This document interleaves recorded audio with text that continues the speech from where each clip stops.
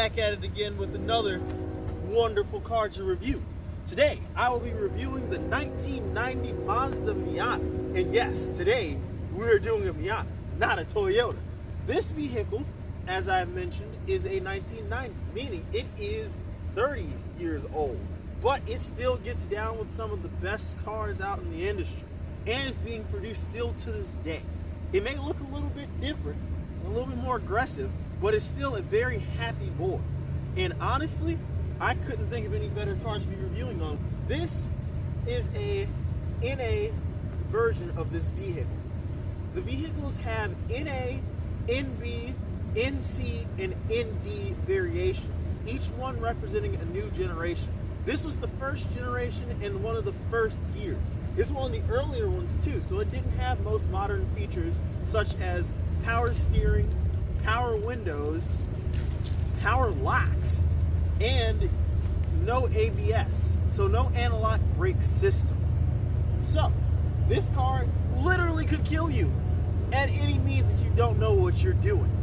But if you get one of these cars, it is the ultimate handling machine. It is known across the nation as one of the best handling and one of the most modifiable vehicles compared to even the Honda Civic. And it'll give you a run for your money if you know what you're doing. This one is powered by the 1.6 liter inline four to the rear wheels, meaning that the engine is going to be mounted longitudinally, as you saw at the beginning of the video, instead of laterally, which makes it easier for the drivetrain to get the power to the rear wheels. It also has a perfect 50-50 weight distribution, meaning that the vehicle has perfect distribution of weight from the front of the axles and the rear axles, making it a great handling car.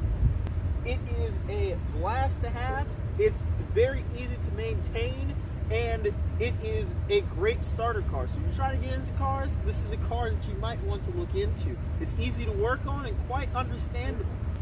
You might want to look into other variations of it because this platform is aging. They're very hard to find in good condition. If you find one in good condition, it's going to cost you money. The one behind me costs about $4 grand. So, you know, if you're trying to get into it and you're working at your local burger schlep, it's not going to cut it. You're going to need a little extra cash. If you're able to find one, it is very rewarding.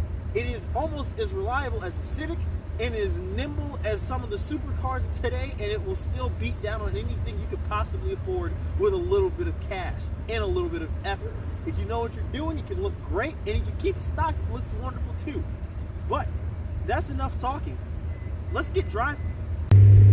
All right, so now I'm behind the wheel and I've got to drive it a little bit, and I have to say, there are some major likes and a couple of things that I've noticed that I wasn't quite a fan of.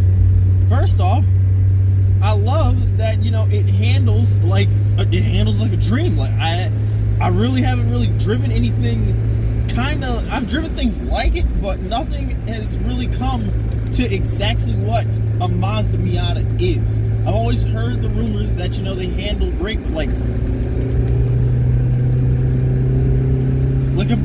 I'm doing a certain speed that you shouldn't be doing on roads like this, and nothing. I don't even have to brake.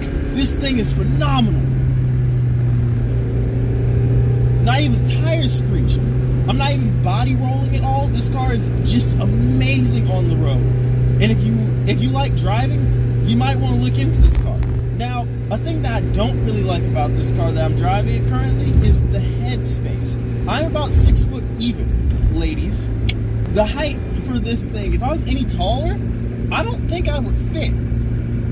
Even with the top down, it would be kind of sketchy, just my head popping over the window like that, and the visor kind of gets in the way a little bit. Like, I know it's supposed to be there to keep the sun out of your eyes, but it's also not supposed to keep the road out of your eyes.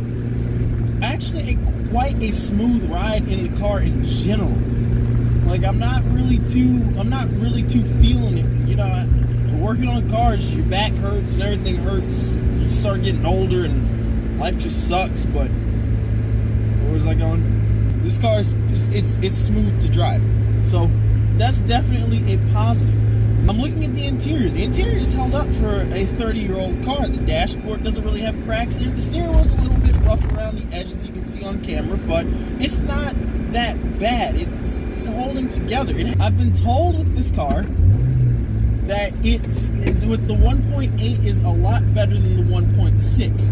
Now I'm going to have to drive a 1.8 because this 1.6, it may not have a lot of power behind it, but it definitely moves, and it gets you from point A to point B, or around curb A to curb B, with plenty of power.